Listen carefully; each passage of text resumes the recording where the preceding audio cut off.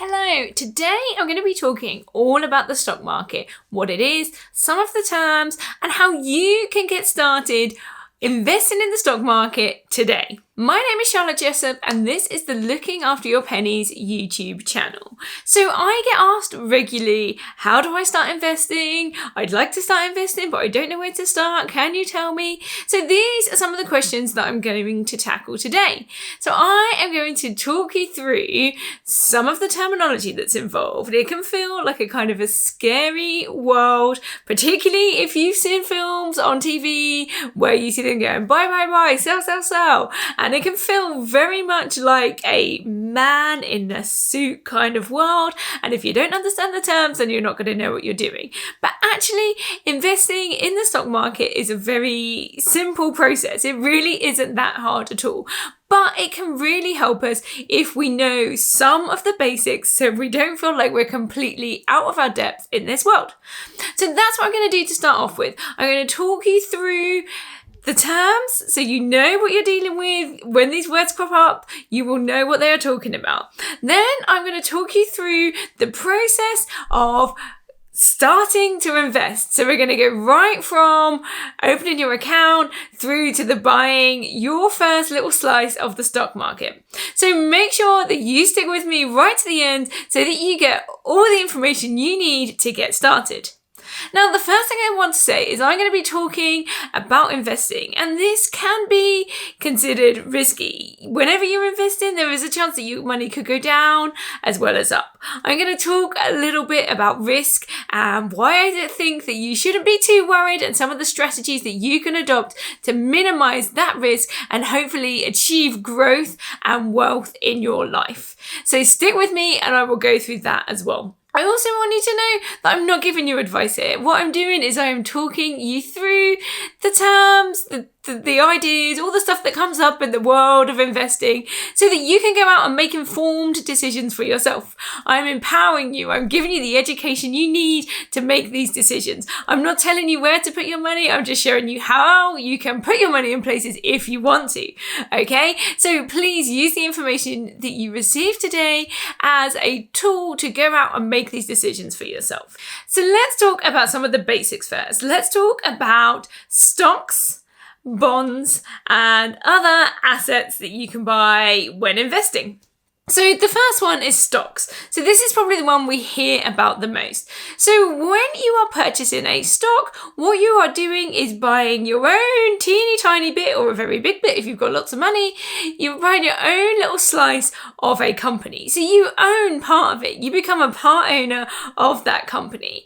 So what this means is that as that company does well and the value of that company or the perceived value of that company increases, your little slice of that company increases in value, okay? It becomes more valuable. So you and everybody else that has a tiny bit of that company, that value increases as the wealth or the value of the entire company increases. Obviously, it can go down if the company's not doing too well and the company becomes less valuable, then your little slice can become worth a little bit less, okay? So that's what you're doing when you are purchasing stocks. You're purchasing part of a company and they go up and down. The other one to consider is bonds. So bonds are different from stocks. In this particular example, you are lending your money to a company, a country, a government, an organization, and as a way of saying, thanks very much for doing that, for giving us this money so that we can develop our country or we can build our business or whatever, they will pay you interest. So think of it as a little mini loan that you are giving.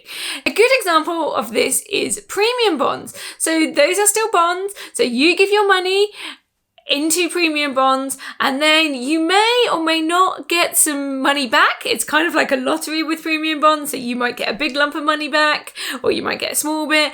It all depends. But at the end of the day, whatever you put in, you can cash back out. So you get your money back. It's considered less risky. Now, there are some other assets too. The main one is cash. So cash is, that stuff that we've got in your purse or in your wallet, but you can also store it in the bank account. So you might be storing it in savings accounts.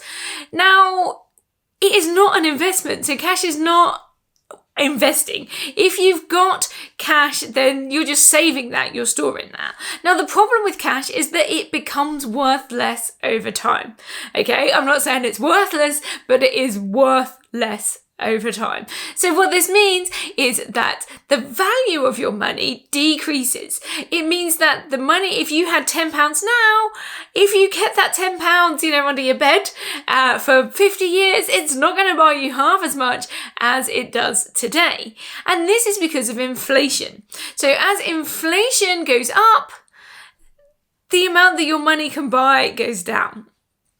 So what we do is we try and invest our cash into the stock market in the form of stocks and bonds in order to beat inflation and build our wealth. Now, my background is very much that my parents were very skeptical of the stock market, so they always looked at putting their money into savings accounts. Now, this is a great way to build up money, but you're not actually getting that money working for you. Every penny that my parents have, they had to work and they had to earn. Whereas when you invest, you are getting your money to work for you. You are putting it out into the world to do good in other people's companies, businesses, governments, countries, with the view that it's going to go up in value and you reap the benefits of that. Now, those are the three main assets we're talking about when we're dealing with the stock market, but there are some other things you can invest in too. So I'm just going to touch upon those. So property is another one. People buy houses as a form of investment. So you might buy a couple of rental properties, rent them out. The value of the property might go up, plus you'll get a bit of rental income. That is an investment too. So you could also buy commodities. So these are things like gold, silver, oil. These are things that are kind of like physical things that people think are valuable. What you tend to see in times of the stock market looking a bit wobbly, so when there's dips in the stock market, is people turn to these commodities because they are physical things that they think are more secure and more stable. We're also seeing some new asset classes appear in the last sort of 10 years around sort of cryptocurrencies and that sort of thing. It's not something I'm going to be talking a lot about in this particular video, but it might be something that I cover in the future, so watch out for that. So those are the main assets that we're talking about. We've got stocks and bonds and cash. Now, stocks and bonds are traded on the stock market, but they can come in lots of different forms. So you could decide that you want to put your money in a particular company. So you would go out and you would get a share or a stock of that company. So these terms are kind of interchangeable. You've got stocks, shares, and even equities. And these are all similar terms that are used for the same thing, essentially. It's your little slice of a company. So you might go out and go, I want to buy some shares in Apple. You want to buy your little bit of Apple. So that's great. But what if something happens to Apple? They've been going well for years and that's fantastic, but their past performance is not necessarily what is going to happen in the future. So that's putting all your eggs in one basket. You are making one choice to invest in one company. And if you feel confident about that company, then by all means, if that's what you want to do, go ahead and do that. But that's considered a more risky option. Now, you could try and then pick several companies. So you could try and get shares in maybe 3 or 4 with the attempt to spread out that risk. And you could decide to go, I'm going to put some money in this one, and this one, because actually then if that one goes down, then I've still got these other 2. So I've spread out my risk and it's feeling a bit more diversified. So that's what we mean when we talk about a diversified portfolio. So your portfolio is the things that you've invested in, like what companies have you invested in, what things have you bought, what assets have you bought. And if you are diversifying your portfolio, what this means is that you are putting your money, you've got lots of your money in lots of different places. Okay, so that's something that we try and aim for to lower our risks. The more things that we can buy into, the more diversified our portfolio is, and the less risky our money looks. Okay, so that's kind of the goal when we're investing, is to spread our money out and reduce our risk. Now, there are some things that can help you do this, and these are called funds. So funds are a way of packaging lots of stocks together. So A fund could contain several different stocks that have been put together for a certain reason. So they could be based on location. So it could be like US stocks or UK stocks or, Japan or, other Asian countries. So it could be based on geography or location. It could be based on a sector of the market. So it could be tech companies, or it could be energy companies, or it could be something else entirely. There are lots of different ways that funds can be put together based on the industry that they are in. Or they could be grouped together around performance. So it could be the top 100 companies that have been grouped together and made into a fund. So you might have heard some examples of these. For example, the FTSE 100 are the top 100 companies in the UK, and they can be put together into a fund. So you can then be buying into a little bit of all of the top 100 companies in the UK. So that's what a fund is. It's a grouping of different companies, so lots of companies all put into a great big pot essentially, and if you buy into that fund, you will put a bit of your money into each of those companies. So this is all about diversification, so spreading out your risk and spreading out your money. So let me give you a bit of an analogy. So all my analogies tend to center around food. So I want you to think of breakfast. If you were planning your breakfast for the week, you might be thinking, well, I don't know what I want, every day. I might want Cocoa Pops one day, I might want Rice Krispies another day, I might want cornflakes the next day after that. But you could then go out and you can maybe buy one box of cereal. You could risk the fact that you might want Cocoa Pops every day. You might not, but you might. So you could buy one box of cereal, and that's the same as buying one stock. You're putting all of your kind of hopes onto that one box of cereal that you are going to fancy Cocoa Pops.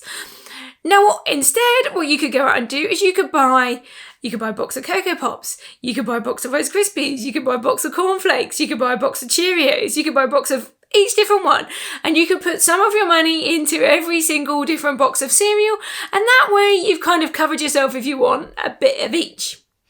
Now, instead, what you could do is you could go and buy yourself one of those variety packs, and this is what represents our funds. It's lots of different types of cereal, all packaged together and sold as like one thing. So you would buy into the fund, and then your money would get spread out over those different boxes of cereal. So a little bit of your money goes towards buying that small box of Cocoa Pops, the small box of Rice Krispies, etc, etc, etc. So what you are doing then is you are spreading your risk. That way you've got Cocoa Pops when you want Cocoa Pops, you've got Rice Krispies when you want Rice Krispies. All of the different options are there, and if there's one you don't fancy, then it doesn't really matter because you've got the other ones to fall back on. So that's how we can think about the stock market. Single box of cereal, that's your stocks. Packaged all together in that lovely little variety pack, that is a fund. When you buy lots of different varieties, you are spreading out your portfolio. You are diversifying and you're reducing the risk that you get bad cereal choices. Now, when we talk about funds, there are two ways that funds can be put together. So there are passive funds and there are active funds. So active funds are when there is a person or a team of people that are choosing the different stocks or the different assets that are put into that particular fund. So they might sit there and look at what they think is going to happen with particular stocks, or based on their own knowledge or their own sort of insider thoughts and feelings about how a particular stock has performed or what's going on in the world, and they will choose what makes up that fund. Now, the other option is to do a passive fund. So this is where you might go, right, we're going to take the top 100 companies and we're going to invest in them regardless. We're just going to invest in all those 100 companies, whether they're doing well or they're not doing well. And then we hope that the average works out overall.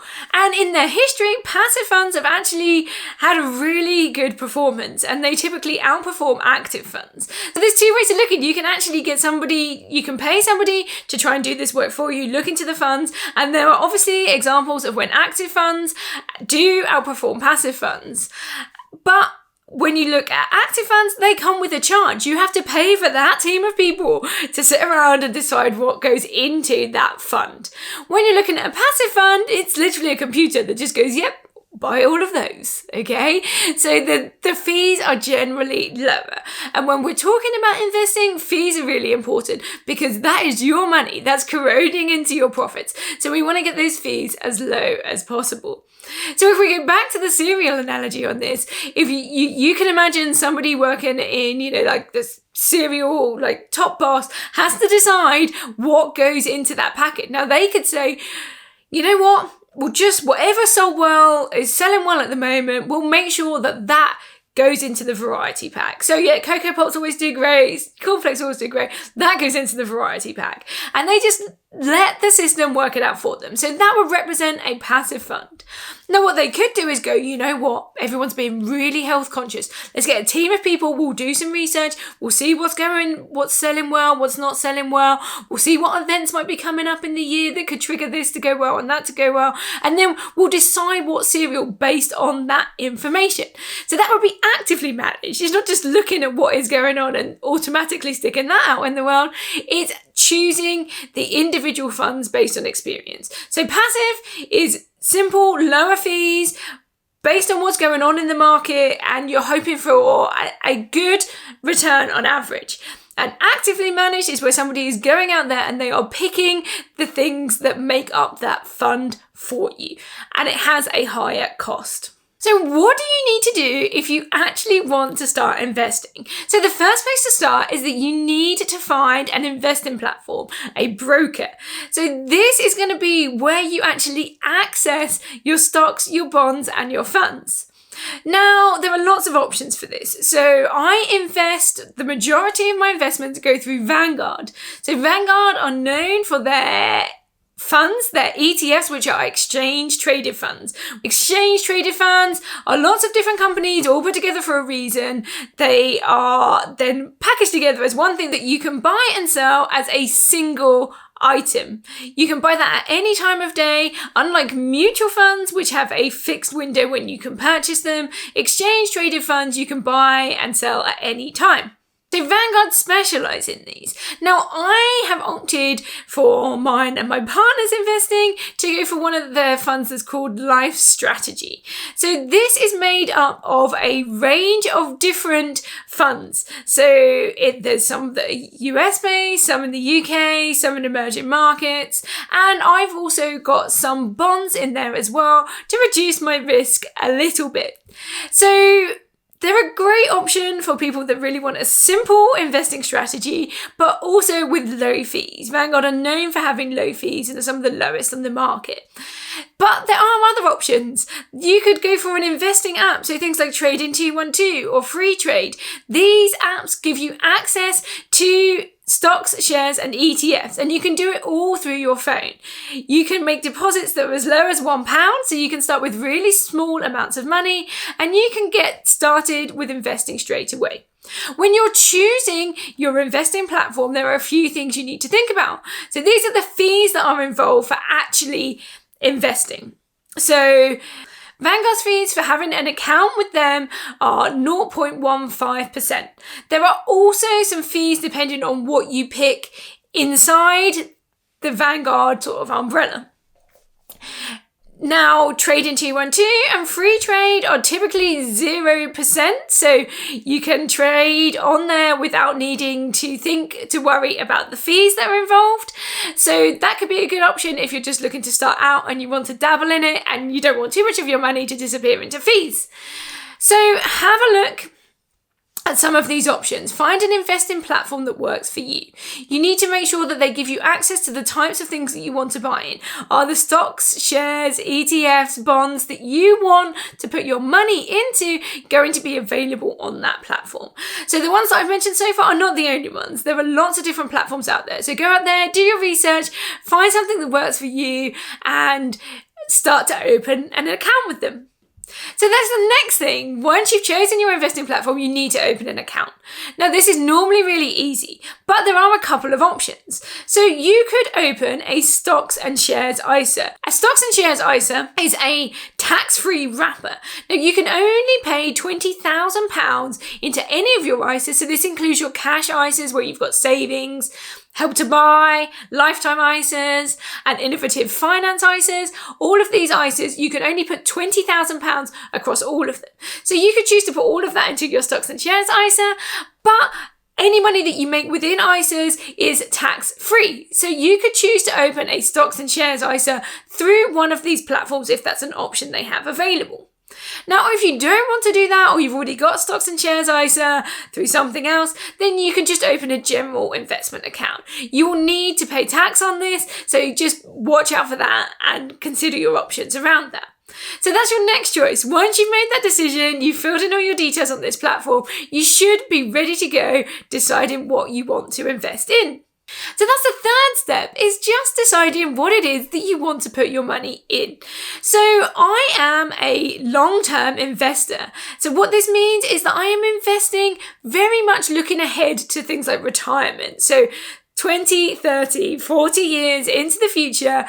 And the reason that I'm a long-term investor is because I am confident that over that period of time, that the return that I get on the money that I invest will have gone up, and will have gone up significantly.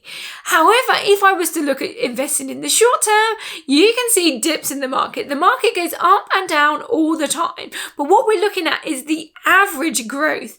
And what we see then is a pretty good return, or at least inflation beating and then some.